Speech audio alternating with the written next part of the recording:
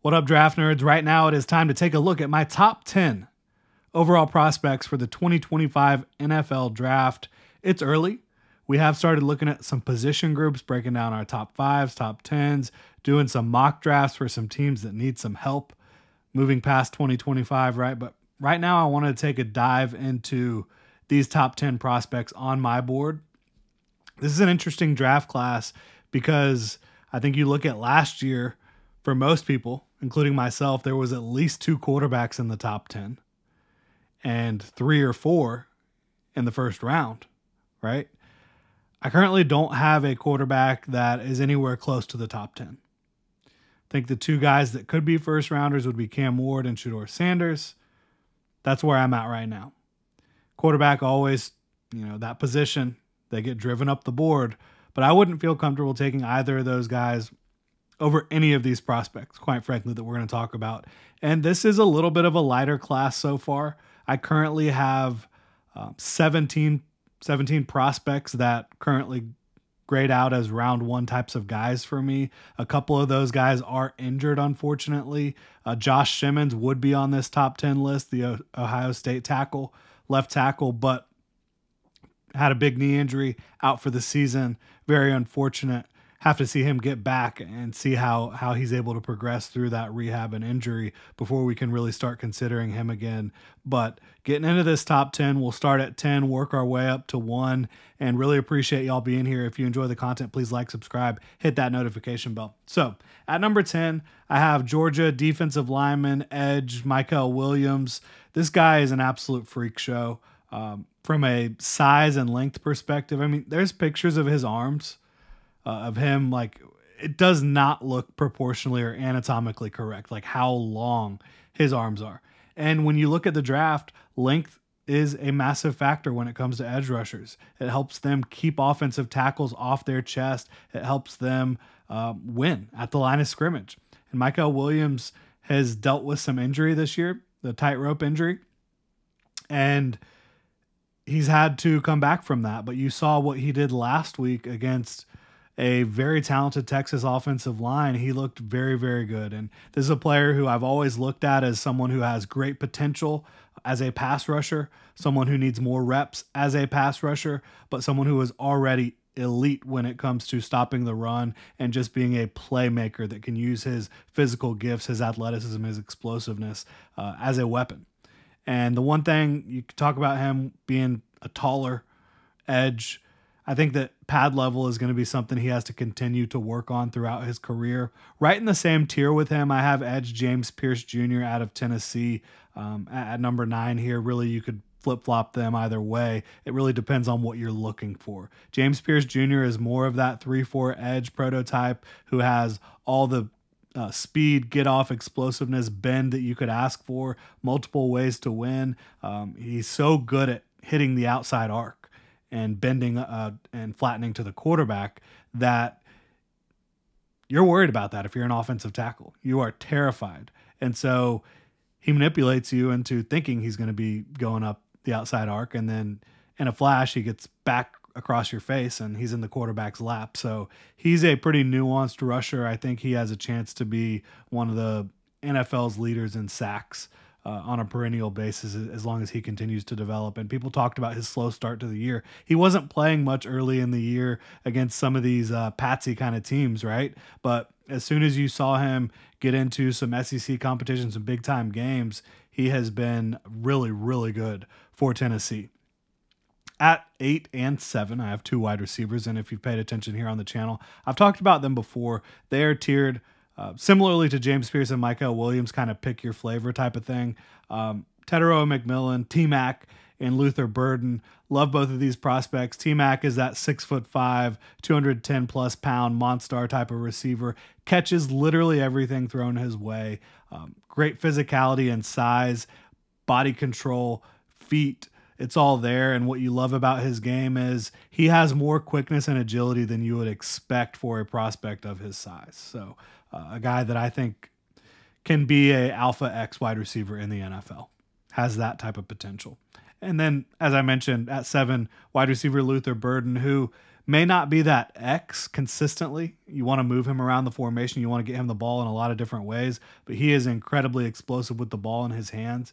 He's a little under 6 feet, but about 210 pounds himself. So he's got great strength throughout his frame, especially in his lower body, to break tackles, and explosive as all get out. Should be low 4.4s type of guy, maybe even in the 4.3s.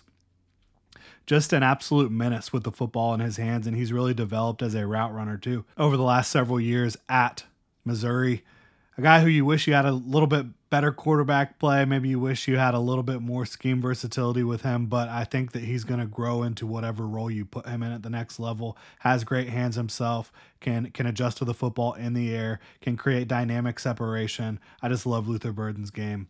Had to stop recording halfway through yesterday. I had to go take care of my little guy. Wasn't feeling too well, so had to take care of the little man. And wanted to get back at it, though, here today.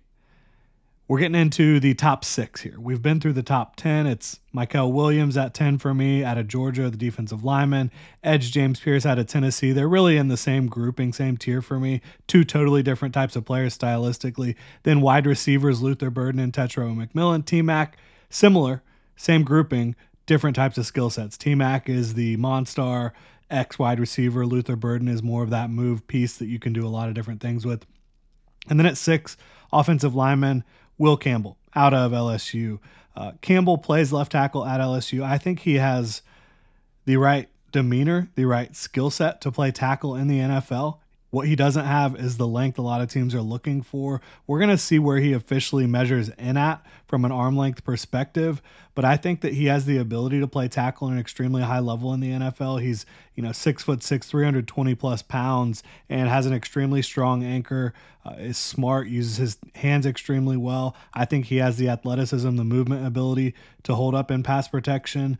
But again, some teams are going to view him as a guard. Some teams are going to view him as a tackle. I say you try him out at tackle. If it's not going well, I think at the very worst, you're getting a potential Pro Bowl level guard, because he is extremely physical at the point of attack. He moves extremely well to the second level and horizontally across the line.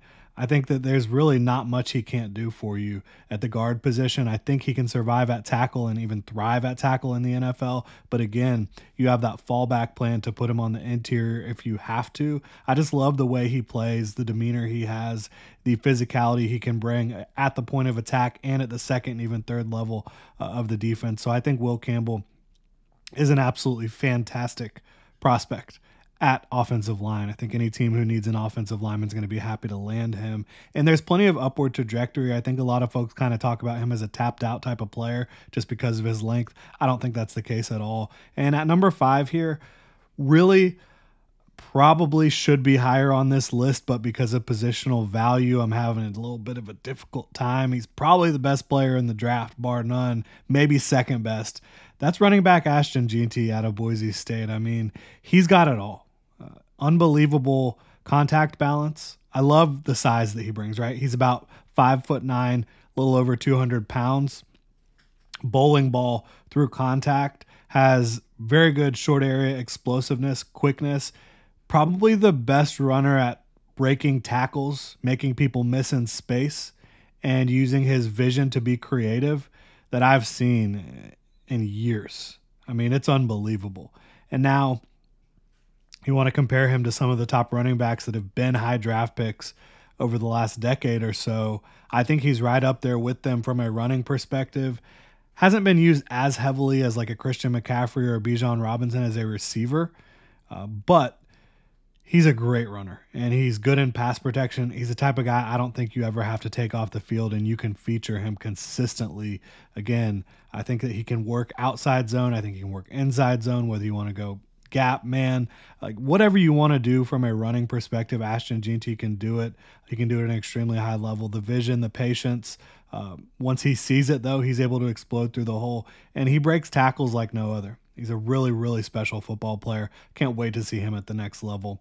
Again, if we're just grading based on like who's the best player at their position, I think Ashton Gideon might be the best player at a specific position right now, and that's at running back. At number 4, I have Mason Graham out of Michigan, a guy who doesn't have maybe the most unbelievable traits, but his combination of traits is really impressive. Like, he's super quick off the line. He is explosive. He's got a variety of hand moves and hand counters to be able to quickly dispose of interior offensive linemen. I think that he can be a 3-tech. He can be a guy that can win across the defensive front for you at the next level. I think that Graham just has a really nice floor, but also an incredibly high ceiling with the way he can be a pocket penetrator from the interior of the defensive line and then also be incredibly stout against the run. So Mason Graham, I'm a huge fan of his game. At 3, I have edge Abdul Carter. It's all about the trajectory with this guy because he was playing primarily off ball last year, has converted to being primarily on the ball as an edge defender at Penn State. And as you've heard many people say, there's just something in the water, something with the way they train these guys up at Penn State. It's unbelievable the athletes they produce. And Abdul Carter is nothing short of an absolute freak.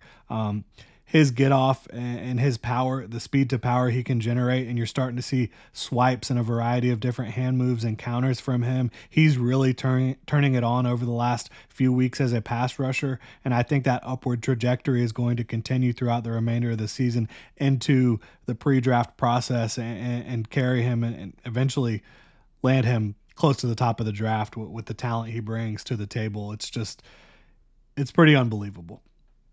And then at 2, cornerback Will Johnson, who is dealing with a little bit of a foot injury right now, but one of the most complete players in the draft, in my opinion, whether you're talking about the size, the athleticism, the knack for the position, the will to come down and play against the run as well. Like, he's got it all from the cornerback position. A guy that I think is just one of the easiest evaluations of this draft process. One of the easiest cornerback evaluations you're going to have throughout a 5-10 year period. Will Johnson is, in my opinion, should be a very, very good pro for a very long time. And then at number 1, we have cornerback / wide receiver Travis Hunter. He is the top player on my board. I think that I mentioned Ashton Gideon is probably the first or second best player at his position. The thing about Travis Hunter is right now he doesn't have a specific position. He plays both sides of the ball full time.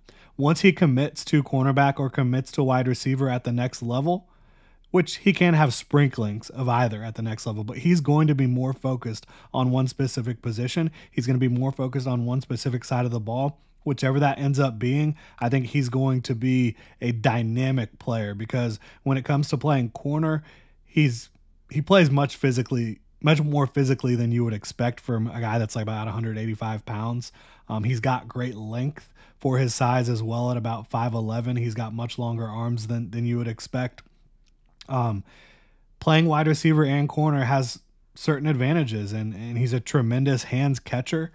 Some of the plays he can make on the ball, not only from a ball skills standpoint, but like anticipatory because he knows what receivers are trying to do to attack him as a corner is really special. But then you flip sides of the ball, and as a receiver, you want to get the ball in his hands quickly. He can break tackles. He's one of those guys where he can make one move and create so much separation from a guy. And it's truly impressive to see. You got to pop on the tape to see it. It's unbelievable with Travis Hunter.